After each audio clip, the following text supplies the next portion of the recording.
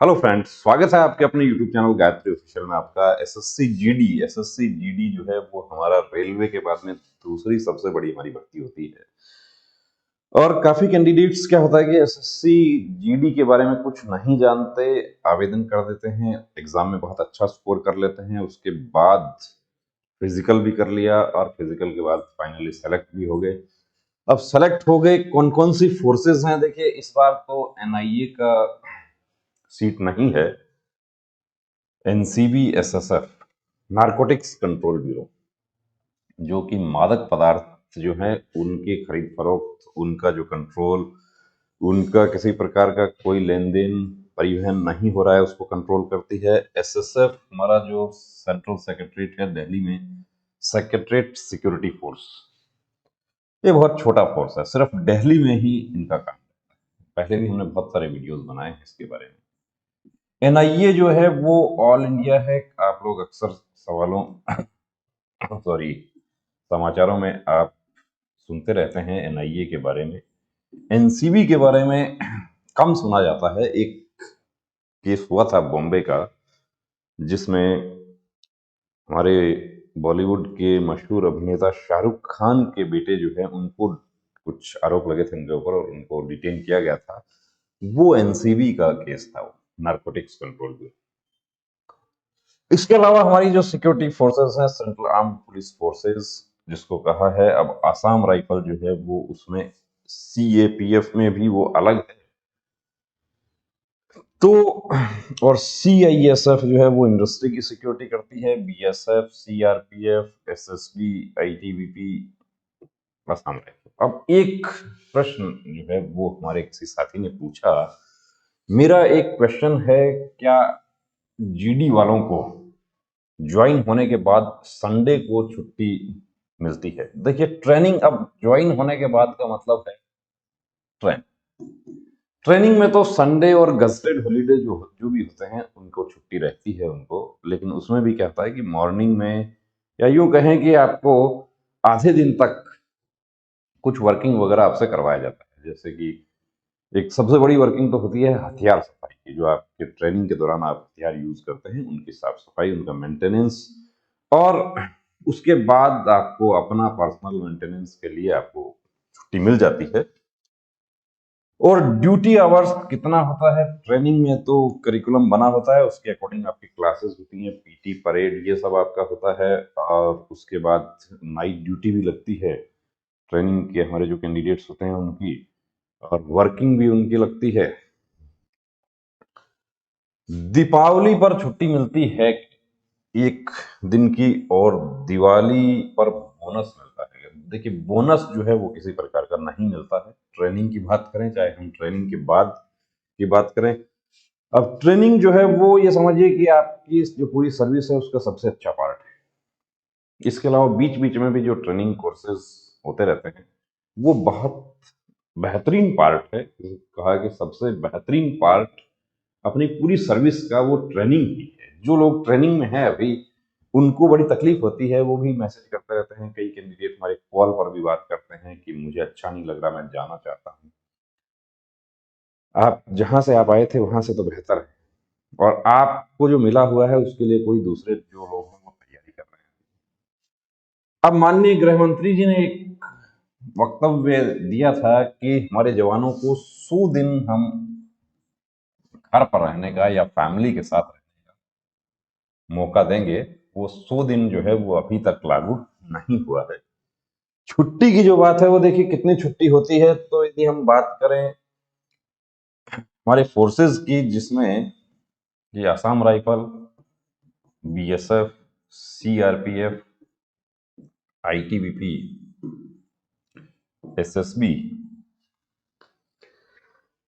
और दूसरा छोड़ दें सीआईएसएफ को, एसएसएफ, एनसीबी, ये सब भी क्या है कि वही उसके साथ ही आती हैं। ये भी छुट्टियों के मामले में, कि छुट्टियों के मामले में सीआईएसएफ जो है उसके साथ भेदभाव किया जा रहा है।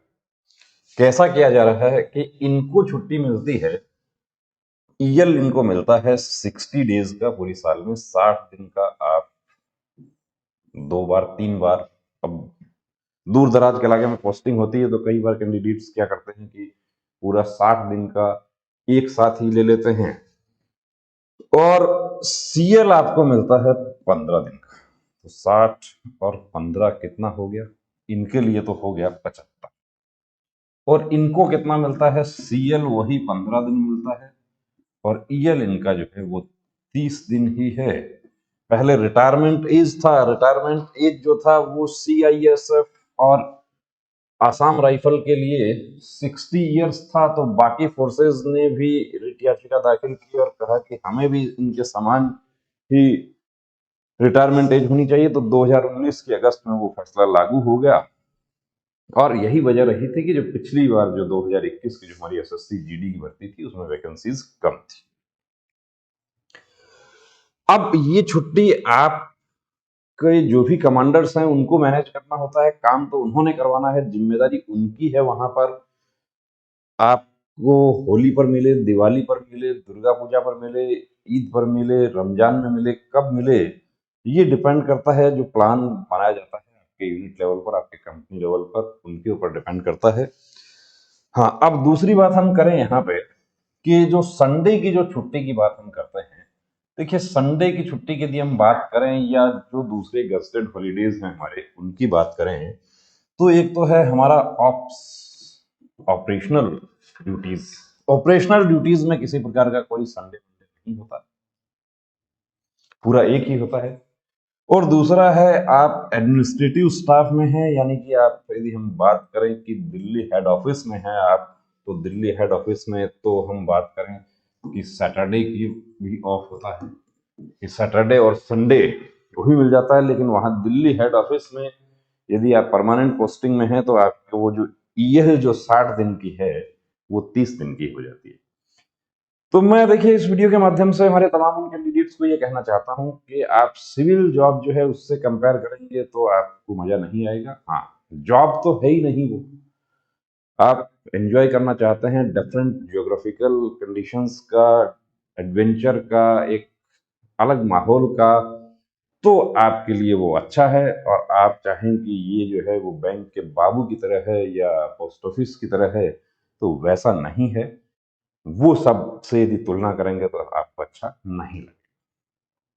तो मैं समझ सकता हूं कि जो हमारे साथी जिन्होंने ये जानना चाहा था, और भी जो कैंडिडेट्स जो कहते हैं कि मुझे अच्छा नहीं लग रहा ट्रेनिंग में, मैं जाना चाहता हूं, मैं प्राइवेट जॉब करता था, मैं फलाना करता था, ये करता था, वो करता था, तो चॉइस आपकी है। लेकिन देखिए अब आप बीच में आप छोड़कर जाने में, जहां आप शुरुआत करेंगे वो बिल्कुल जीरो से आपको शुरुआत करना, और एग्जाम फॉर्म फिल करने से पहले ही, और अभी भी देखिए 2023 वाली में भी काफी कैंडिडेट हैं ऐसे कि जो इसके बारे में अभी कुछ नहीं जानते, कि उन्होंने सिर्फ एक पे स्केल देखा और एक सेंट्रल गवर्नमेंट देखा और उसके आधार पर उन्होंने अप्लाई कर दिया, बहुत अच्छा स्कोर आ रहा है, 140 भी आ रहा है, और लेकिन जो चॉइस फिल करने में गलती कर दिया, आईटीबीपी फिल कर दिया, किस आधार पर कर दिया कि कोई जानकारी नहीं थी, या जो फॉर्म फिल करने के लिए जिसको दिया था उसी ने फिल कर दिया।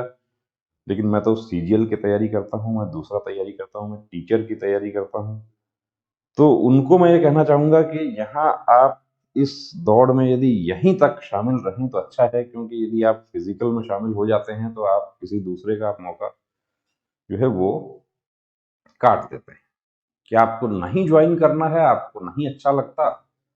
तो बहुत से लोग ऐसे हैं कि जो इसके लिए अभी भी तैयारी कर रहे हैं, और जो ट्रेनिंग में है उनको भी यही कहना चाहूंगा कि जहां आप हैं वहां पहुंचने के लिए बहुत से कैंडिडेट्स जो है अभी भी लालायित हैं, कैरिंग एंगल की एक्सरसाइज कर रहे हैं, नौकनी की कर रहे हैं, लेजर करवा रहे हैं, टैटू रिमूव करवा रहे हैं, दूर दराज के इलाकों से आते हैं हमारे पास में।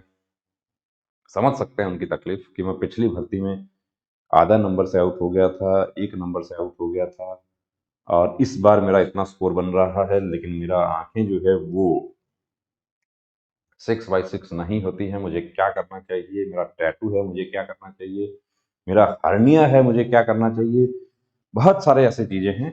तो ये हमारे कैंडिडेट जो जानना चाहते थे, मैं समझ सकता हूँ कि इनका काफी हद तक मैंने कोशिश करी है उनको बताने की, और बने रहिए चैनल के साथ। जय हिंद।